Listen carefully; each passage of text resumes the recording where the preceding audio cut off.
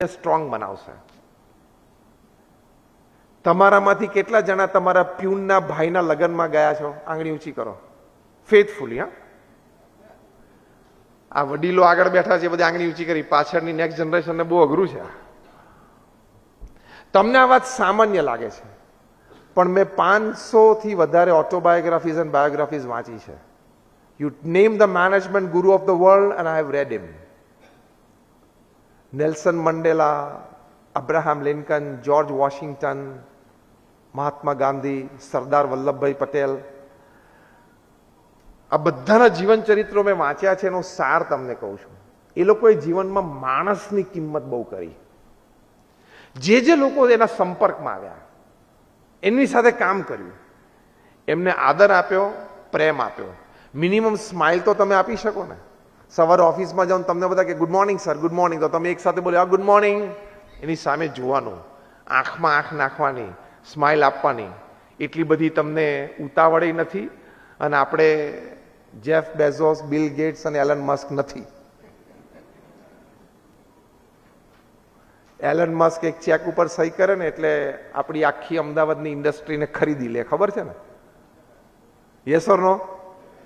Allan Musk એક check ઉપર સહી કરે ને એટલે આખી અમદાવાદની બિલ્ડિંગ એન્ડ કન્સ્ટ્રક્શન, આખી ઇન્ડસ્ટ્રીને બેઠી ખરીદી લે. છતાં એ માણસ એમના કર્મચારીના બર્થડેના ઇન્વિટેશન ઉપર એના ઘરે જાય છે. એમના પ્યુનના બ્રધરના મેરેજમાં એલન મસ્ક હાજર રહ્યા. What a quality of a person. પછી એ માણસ એને આજીવન વફાદાર રહે કે નહીં? કે બધા કંપની છોડીને બહુ જતા રહે, પણ તે સંબંધ જ ક્યાં બાંધ્યો છે? તે પ્રોફેશનલ સંબંધ જ રાખ્યો છે. એટલે તારા કર્મચારી પણ તારી સાથે પ્રોફેશનલ સંબંધ જ રાખે છે. તે ક્યારેય લાગણીથી એની સાથે વાત જ નથી કરી. તે ઓફિસમાં બોલીને એને ખખડાયો જ છે. અથવા તો ખખડાયો ના તો એકદમ પ્રોફેશનલ કામ ટુ કામના રિલેશન રાખ્યા છે. એટલે એ પણ કામ ટુ કામ રાખે છે. તમારા કરતા 5000 કોઈક વધારે આપણે ઇજ્જતથી, પ્રેમથી મૂકીને જતો રહે. પછી કે યાર મારી સાથે 3 વર્ષ રહ્યો કેમ ના રહ્યો? મેં એને 5 પ્રોજેક્ટમાં ઇન્વોલ્વ કર્યો, 7 વર્ષ ભેગો રહીને જતો રહ્યો. પણ એ તો કર્મચારી છે, નાનો માણસ છે. એને તો 5-10 હજાર ક્યાંક મહિને વધારે મળે તો જવાનો જ છે. Retaining of employees depends upon your behaviour, your attitude. અમે તો આખા ભારતમાં અને દેશમાં આવી બધી કોન્ફરન્સીસમાં ઘણી બધી જગ્યાએ ઘણા બધા લોકોને મળ્યા. 30-30, 40-40 વર્ષથી એના એમ્પ્લોય એને વફાદાર હોય ને એવા ઓર્ગેનાઇઝેશન્સ અમે જોયા છે. અને પ્રાઉડલી ઇન્ટ્રોડ્યુસ કરે કે Swami he is with me for 40 years, since 40 years, અને હવે મેં એને પાર્ટનર બનાવી દીધો છે. જે દિવસે તમારા કોઈક એમ્પ્લોય જે તમારી પાસે 10 કે 20 હજાર રૂપિયાની નોકરી શરૂ કરેલી, એ 20-30 વર્ષ પછી તમારો પાર્ટનર બની શકે એવા સંબંધ તમે બનાવ્યા હોય ને, ધેટ ઇઝ હ્યુમન રિલેશનશિપ્સ. અને હાર્વર્ડ યુનિવર્સિટીના એક સ્ટડી પ્રમાણે 90% of your business depends upon your human relations with people. Only 10% on your academics, talents, skills, know-how, platforms and support systems. 90% તમારો ધંધોનો આધાર લોકો સાથેના સંબંધો છે. જો અત્યારે આપણે માનનીય પ્રધાનમંત્રી શ્રી નરેન્દ્રભાઈ મોદી આખા વિશ્વમાં બધા દેશો સાથે ફોરેન પોલિસીમાં જે સંબંધો બાંધ્યા છે, એ આપણને કોરોના દરમિયાન પણ દેખાણા અને યુક્રેનના વોર વખતે પણ દેખાણા. સ્ટ્રોંગ સંબંધો. તે સંબંધો છે એ બહુ કામની વાત છે. પ્રમુખ સ્વામી મહારાજના જીવનમાં નેક હતી. પ્રમુખ સ્વામી મહારાજ એક વખત ન્યુયોર્ક હતા, ત્યાં વિચરણમાં, અને ત્યાંથી એમણે અમદાવાદ અહીંયા મંદિરમાં સંતોને બધાને દિવાળીમાં વિશ કરવા માટે, આશીર્વાદ આપવા માટે ફોન કર્યો. અહીંયા તો સવારે 4 વાગેલા. બધા સંતો સાથે વાત કરીને પ્રમુખ સ્વામી મહારાજે કહ્યું કે આપણો ગૌશાળામાં રાયચંદ રબારી છે ને, એ અત્યારે 4:30 થાય એટલે ઉઠી ગયો હશે, એને બોલાવો ને એની સાથે વાત કરીએ. રાયચંદને ગૌશાળામાં જઈને કોઈક બોલાવા ગયું. પ્રમુખ સ્વામીનો અમેરિકાથી ફોન છે, તને યાદ કરે છે.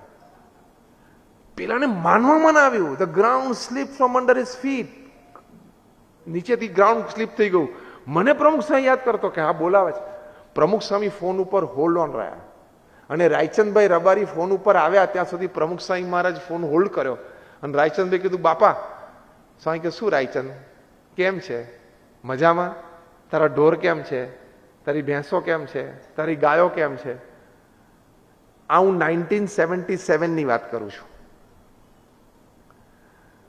અને રાયચંદ ધ્રુસકે ને ધ્રુસકે રડી પડ્યા કે માર્યા જેવા એક નાના માણસ ગૌશાળામાં કામ કરે છે અને પ્રમુખ સ્વામી મહારાજે અમેરિકાથી ફોન ઉપર યાદ કર્યા અને આજીવન સંસ્થાને વફાદાર રહીને ગૌશાળામાં છેલ્લા શ્વાસ સુધી એને સેવા કરી.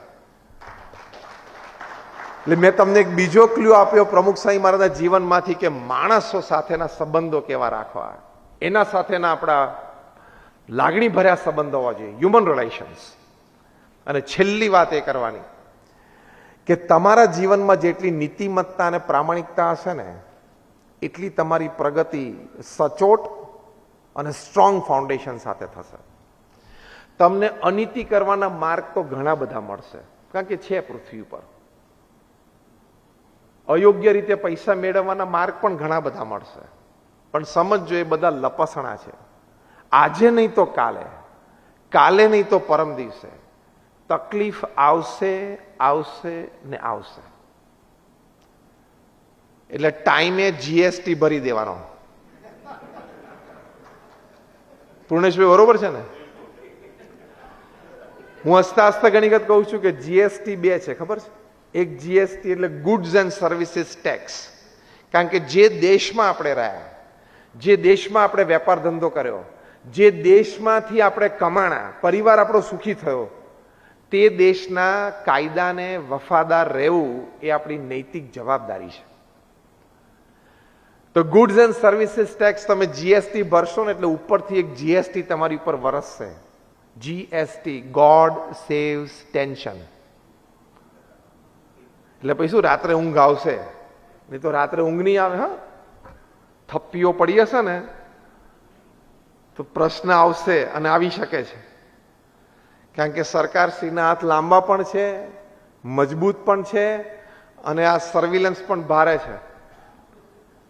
અને આટલી સારી આપણી ઇકોનોમી ગ્રો થાય છે તો આપણે શું કામ વફાદાર ન રહેવું? આપણી પાસે ઘણા સ્કોપ્સ છે. માર્ચમાં આપણી જીએસટી 1,42,000 કરોડ, હાઈએસ્ટ અત્યાર સુધીમાં, અને ઇટ્સ ગ્રોઈંગ, ગ્રો થશે જ. તો આટલો સરસ વિકાસ યાત્રા છે, એમાં આપણે પ્રામાણિકતાથી જોડાશું તો દેશની પણ સેવા થશે, સમાજની પણ સેવા થશે. અને India is the youngest nation in the world. આપણી પાસે 54 મિલિયન, એટલે સોરી 540 મિલિયન, એટલે 54 કરોડ યુવાનો 15 થી 35 વર્ષની ઉંમરના છે. એટલે હાઈ એનર્જેટિક દેશ છે આપણો. તેમાં પ્રામાણિકતાથી કામ કરીએ તો ફાઉન્ડેશન સ્ટ્રોંગ થાય. અને પ્રામાણિકતા ચૂકશું તો લંડન ભાગી જવું પડશે. ખબર પડી?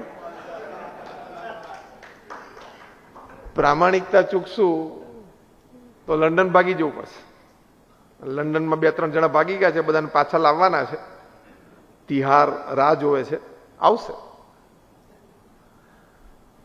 એ આવીને મોઢું ખોલશે એટલે એની તકલીફ ને બીજા 2-5 મોટાઓને તકલીફ આવશે. અનીતિ કરશો તો યસ નું નો રાતોરાત થઈ જશે. ખબર પડી શું બોલ્યો? યસ બેંક નો બેંક થઈ જશે. થઈ ગઈ ને રાતોરાત. ખોટું લાંબુ ચાલતું નથી.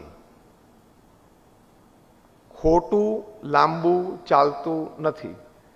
એટલે તમે જે તમારા કસ્ટમર્સ અને ક્લાયન્ટ્સને ઓફિસમાં બેસીને જે પ્રોમિસ આપી હોય ને એ અક્ષરશઃ વળગી રહેજો. ના ના, મારે કહેવાનો અર્થ આમ હતો ને હું તને આમ સમજાવતો હતો અને એફએસઆઈ બદલાઈ ગઈ, ગવર્મેન્ટનો પ્રોબ્લેમ આવ્યો. સુપર બિલ્ડઅપ તો હજી પૃથ્વી પર 98% ખબર નથી પડતી.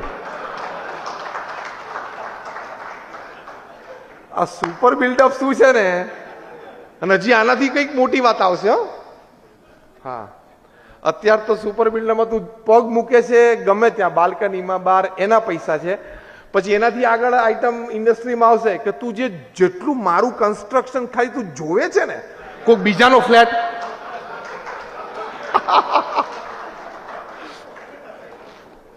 અત્યારે તો વાપરે છે એના પૈસા લઉં છું બિલ્ડર તરીકે, પછી કાલથી હવે ભલે બાજુનો ફ્લેટ કોકનો છે, એના પૈસા એને આપી દીધા છે સુપર બિલ્ડઅપ પ્રમાણે, પણ તારી બારી ખુલે તો તું એ જોવે તો છે ને, એ મારું બાંધકામ છે, એના પૈસા આપ.